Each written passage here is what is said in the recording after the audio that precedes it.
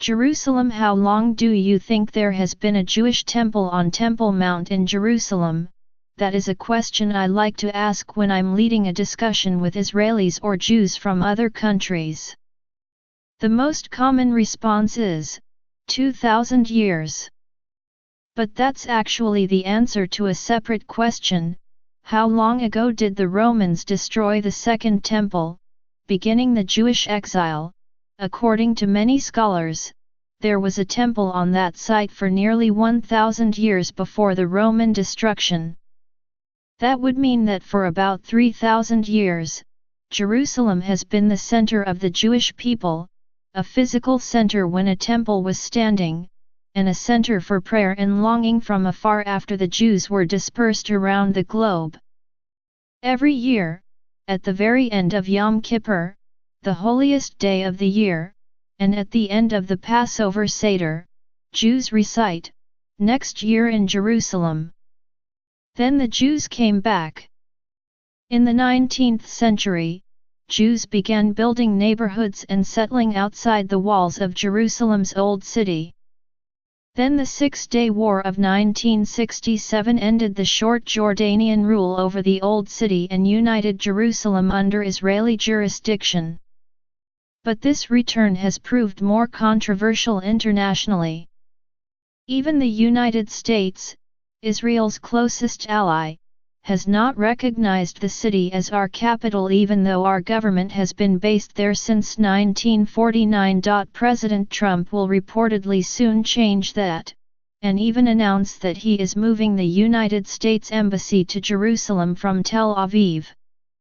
Next year, an American embassy in Jerusalem was never in our prayers, but it's still something we welcome as a sign of support and a recognition of reality. Not that a statement from an American president will actually change Israelis' commitment to Jerusalem. This is our capital and it always will be. It was taken away from the Jewish people by force. It was recaptured by force. If necessary, it will be preserved under Israel's jurisdiction by force. 2. Israel will, of course, embrace Washington's change of tune on Jerusalem. But the truth is, Mr. Trump's announcement is not going to change as much as you might expect. History shows that, last week, the world marked the 70th anniversary of the United Nations' 1947 vote on the partition plan, when the international community formally adopted a plan for a Jewish state alongside an Arab state in Palestine. This was an important achievement for the Zionist movement, a cause for celebration and a foundational part of Israel's history and its legitimacy.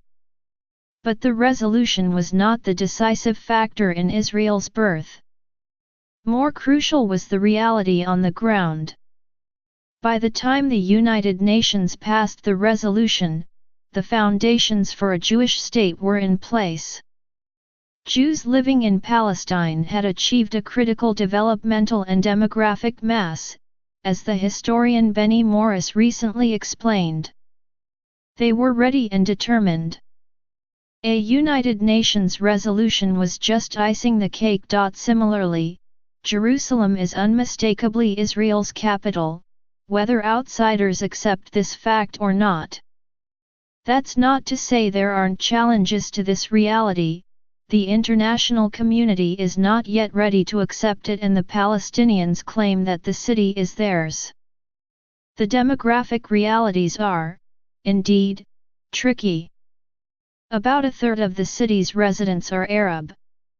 Nonetheless, the facts are the facts. In 1947, ahead of the United Nations vote, the CIA warned that armed hostilities between Jews and Arabs will break out if the UN General Assembly accepts the plan to partition Palestine into Jewish and Arab states. President Harry Truman decided to support partition despite the warnings. The CIA was right. The Arabs responded with violence, leading to Israel's War of Independence. Thanks to that, the Jewish state was even larger than the borders mandated by the United Nations, and the Palestinians still don't have a state. But Truman was right, too.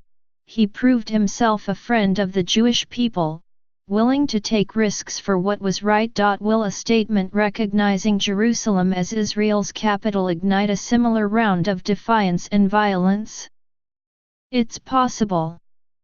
Saeb Erekat, a Palestinian negotiator, has said that American recognition would discourage many of those who still believe that a peaceful solution is achievable, which sounds a lot like a veiled threat.